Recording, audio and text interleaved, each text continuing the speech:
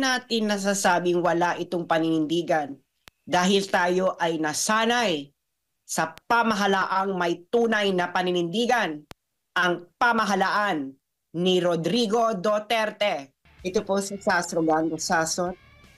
Kaya katulad po ng sinabi ko kanina, ang gusto ninyo ba sa susunod na henerasyon ay bansang ayuda o bansang may trabaho, bansang maayos ang development, bansang may kapayapaan, bansang pinaiiral ang diplomasya kaysa mga drama? Nasa inyong mga kamay kung ano ang mangyayari sa ating bansa. Kung magpapatuloy ang mga ginagawa ng mga ito, baka tayo ay hindi na makabangon muli at matagalan uli ang ating minimithing pagbabago sa Pilipinas. Kita nyo ang ginagawa nila ngayon kay Pastor Quiboloy. Kung may kasalanan si Pastor Quiboloy, dapat siya ay ihablas sa tamang forum. Dapat bigyan siya ng karapatan na harapin ang kanyang mga nag-aakusa laban sa kanya at hindi ang nakatago ang muka. Dahil kahit naman sino pwede mong takpan ng muka at gawing witness kahit kanino. Kaya itong ginagawa ng Senado ay isang pagmurak sa karapatan ng isang tao na harapin ang kanyang mga akusado. Bakit kailangan mong ipahuli si Pastor Quiboloy kung hindi naman ikaw ang korte na naghatol na siya ay may sala? Kaya itong ginagawa nila ay pinaiikot nila ang ulo ng taong bayan. Gusto nilang wasakin ang inyong samahan dahil ang inyong samahan ang isa sa mga pinakamalaking sumusuporta sa mga Duterte. Hindi ba yan lang ang gusto nilang gawin? Ang pabagsakin ang mga Duterte. Dahil bakit? Dahil ang mga Duterte lamang ang balakid sa kanilang masamang pinaplano sa ating bansa. Diba? Nakipag-unity team sila noon.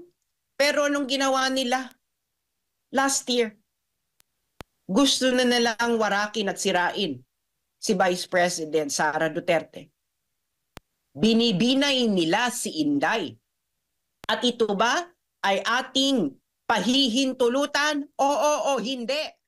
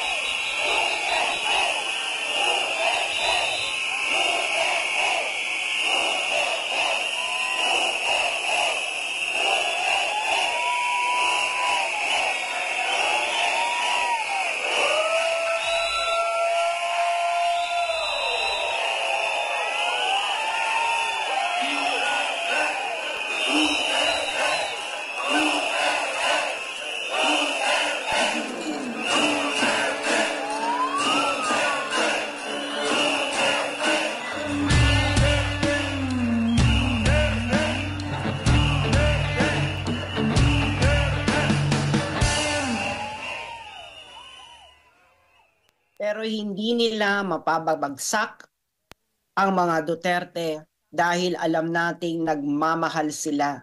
Tunay na nagmamahal sa ating bansa. Kaya ang ginagawa nila ay gusto nilang pabagsakin ang mga nakapalibot kay Duterte. Kasama na dyan si Pastor Quiboloy at ang inyong samahan. Dahil ano ba ang gusto nilang gawin? Ang gusto lang nila ay maupo sa kapangyarihan para tuloy-tuloy ang ligaya ng kanilang bulsa.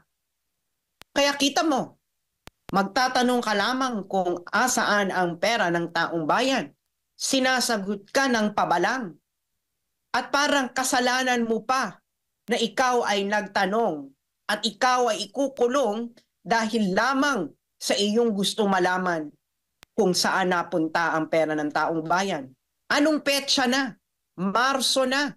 Ngunit ni isa sa kanila ay walang gustong maglabas kung papaano nila ginastos ang pera ng bayan hanggang sa huling sentimo.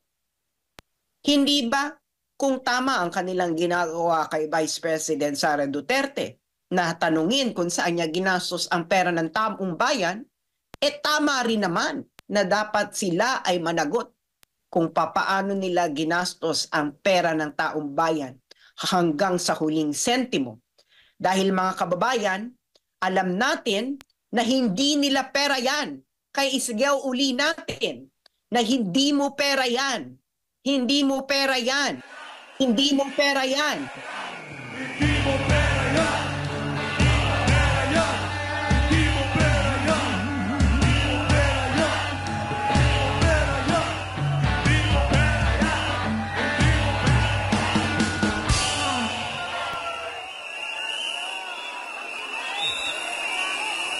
Alam niyo po kung ano ang dapat na makakabuti sa ating bansa. Dahil alam niyo na ang makakabuti sa ating bansa ay kung anong makakabuti sa inyong mga anak. Ang gusto ninyo ay mga lansangan na ligtas na kung ikaw ay naglalakad at hindi isang lansangan na punong-puno ng mga adik.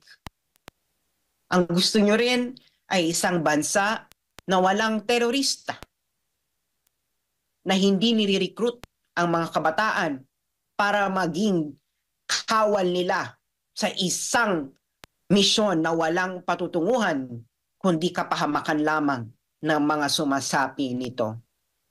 At gusto nyo rin na isang bansa na may maayos na pamahalaan, na hindi kurakot, kundi isinasapuso ang kabutihan ng bawat isang Pilipino. At malamang gusto nyo rin na isang airport na walang ipis, surot at daga. Yan ang tunay na bagong Pilipinas. At hindi ang bagong Pilipinas ni Bongbong Marcos. Ang bagong Pilipinas ay pinapahalagahan ang kasaysayan nito. Pinagpapahalagahan ang mga ipinaglaban ng ating mga ninuno. Ang bagong Pilipinas ay hindi Pilipinas na muling nagpapasakop sa bansang Amerika. Ang bagong Pilipinas ay hindi Pilipinas na nasa frontline na katulad noong World War II.